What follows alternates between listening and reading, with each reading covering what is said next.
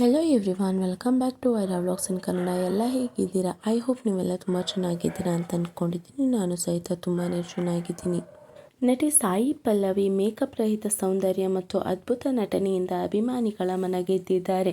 ಸಹಜ ಸೌಂದರ್ಯದಿಂದ ಮಿಂಚುವ ಸಾಯಿ ಪಲ್ಲವಿ ತಾವು ನಟಿಸುವ ಚಿತ್ರಗಳನ್ನು ಎಚ್ಚರಿಕೆಯಿಂದ ಆಯ್ಕೆ ಮಾಡಿಕೊಳ್ತಾರೆ. ಅದೇ ರೀತಿ ಈ ಒಂದು ಗುಣ ಅವರ ಕೆರಿಯರ್ ಪಾಸಿಟಿವ್ ಆಗಿ ಕೆಲಸ ಮಾಡಿದೆ.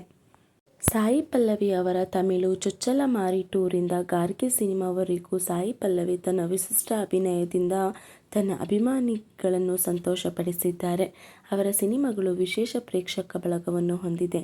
ನಟಿ ಎಂಥ ಸಿನಿಮಾ ಮಾಡಿದರೂ ಅಂದು ಕ್ಲಿಕ್ ಆಗುತ್ತದೆ. ಡಾಕ್ಟರ್ ಆಗುವ ಕನಸನ್ನು ಹೊತ್ತು ಜಾರ್ಜಿಯಾದಲ್ಲಿ ವೈದ್ಯಕೀಯ ಪದವಿ ಪಡೆದ ಸಾಯಿ ಪಲ್ಲವಿ ಪ್ರೇಮಂ ಸಿನಿಮಾದ ಮೂಲಕ ನಟಿಯಾಗಿ ಪಾದಾರ್ಪಣೆ ಮಾಡಿದರು.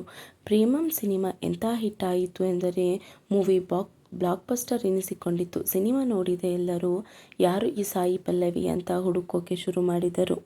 ನಟನೆಯನ್ನು ಮುಂದುವರಿಸಿರುವ ಸಾಯಿ ಪಲ್ಲವಿ ತಮ್ಮ ಕೈಚಳಕವನ್ನು ತೋರಿಸುತ್ತಿದ್ದಾರೆ. ನಟಿ ತನ್ನ ನಟನೆಯಿಂದ ಮಾತ್ರವಲ್ಲದೆ ತನ್ನ ನೃತ್ಯದಿಂದಲೂ ಅಭಿಮಾನಿಗಳ ಹೃದಯದಲ್ಲಿ ಸ್ಥಾನ ಪಡೆದಿದ್ದಾರೆ ಎಂದು ಹೇಳಬೇಕು. ಅವರು ಸದ್ಯ ಹಿಂದಿ ಸಿನಿಮಾ ರಾಮಾಯಣದಲ್ಲಿ ನಟಿಸುತ್ತಿದ್ದಾರೆ. ತೆಲುಗು, ತಮಿಳು, ಕೇರಳ ಭಾಷೆಯ ಚಿತ್ರಗಳಲ್ಲಿ ನಟಿಸಿ ಪ್ರತಿಭಾವಂತ ನಾಯಕಿಯಾಗಿ ಗುರುತಿಸಿಕೊಂಡಿರುವ ಸಾಯಿ ಪಲ್ಲವಿ ಈಗ ಬಾಲಿವುಡ್ ಚಿತ್ರರಂಗಕ್ಕೆ ಎಂಟ್ರಿ ಕೊಟ್ಟಿದ್ದಾರೆ. ರಾಮಾಯಣದಲ್ಲಿ ರಣಬೀರ್ ಕಪೂರ್ ರಾಮನ ಪಾತ್ರದಲ್ಲಿ ಮತ್ತು ಸಾಯಿ ಪಲ್ಲವಿ ಸೀತೆಯ ಪಾತ್ರದಲ್ಲಿ ನಟಿಸುತ್ತಿದ್ದಾರೆ. ಚಿತ್ರದ ಆಯ್ಕೆಯಲ್ಲಿ ಎಚ್ಚರಿಕೆ ವಹಿಸಿರುವ ಸಾಯಿ ಪಲ್ಲವಿ ಚಿತ್ರದ ಕತೆ ಇಷ್ಟವಾಗದಿದ್ದರೆ ಬೇಡ ಎನ್ನಲು ಹಿಂಜರಿಯುವುದಿಲ್ಲ. ಚಿತ್ರದ ಚುಂಬನದ ದೃಶ್ಯಗಳಿಂದ ದೂರ ಉಳಿದಿರುವ ಸಾಯಿ ಪಲ್ಲವಿ ಇತ್ತೀಚೆಗೆ ಮಹಾಭಾರತದ ಬಗ್ಗೆ ಮಾಡಿದ ಕಾಮೆಂಟ್ಗಳು ವೈರಲ್ ಆಗ್ತಿದೆ.